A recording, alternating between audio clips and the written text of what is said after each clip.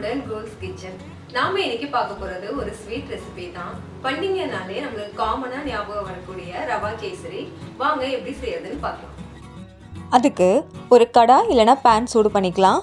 கடாய் சூடானதும் 2 table spoon நெய் விட்டுக்கலாம். நெய் உருகுனதும் 10 போல முந்திரி 2 உடைச்சி சேர்த்துக்கலாம்.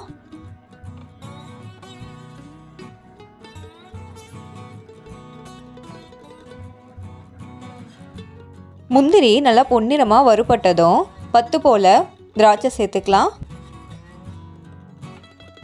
சேர்த்துட்டு திராட்சை நல்லா உப்பி வந்ததும் இதை ஒரு பிளேட்டுக்கு மாற்றிடலாம்.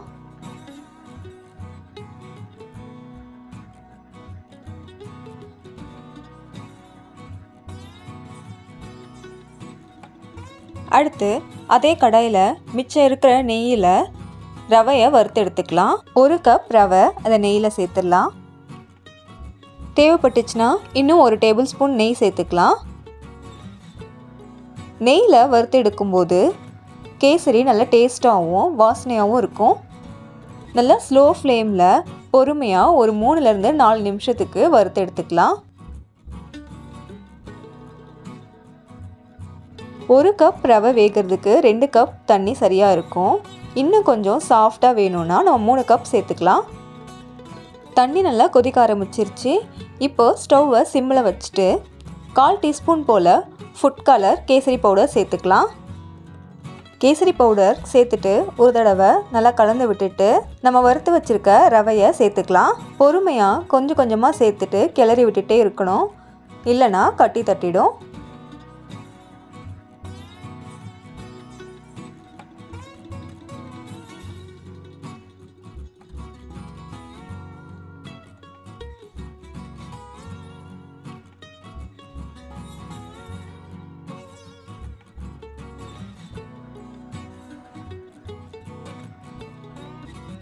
இப்போ தண்ணியெல்லாம் வற்றி ரவை வெந்து வந்ததும் சர்க்கரை சேர்த்துக்கலாம்.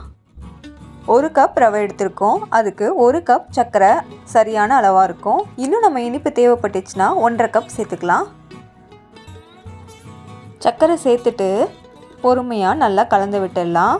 சர்க்கரை கரையும் போது தண்ணி விடும்.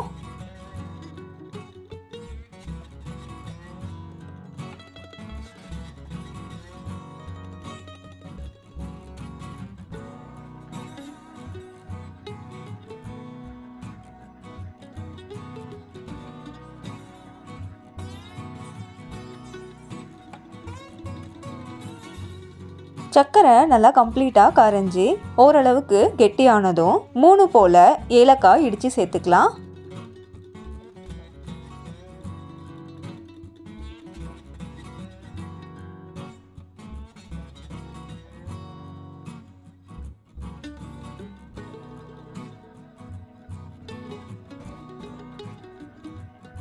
ஏலக்காவை ஒரு தடவை நல்லா மிக்ஸ் பண்ணி விட்டுட்டு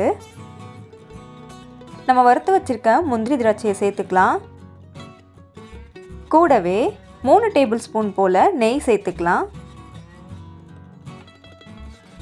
நெய் கடைசியாக சேர்க்கும்போது கேசரி ரொம்ப நேரம் கெட்டியாகாமல் சாஃப்டாக இருக்கும்.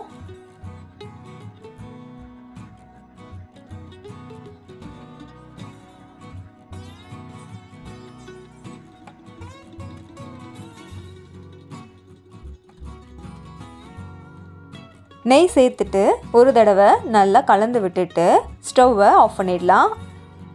அவ்வளோதான், ரெடி ஆயிடுச்சு.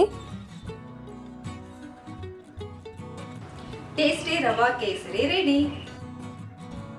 இந்த வீடியோ உங்களுக்கு பிடிச்சிருந்தா கோல்ஸ் கிச்சனுக்கு சப்ஸ்கிரைப் பண்ணுங்கள். மறக்காமல் பெல் ஐக்கானை கிளிக் பண்ணுங்கள். உங்கள் ஃப்ரெண்ட்ஸோட இந்த சேனலை ஷேர் பண்ணுங்கள். நன்றி.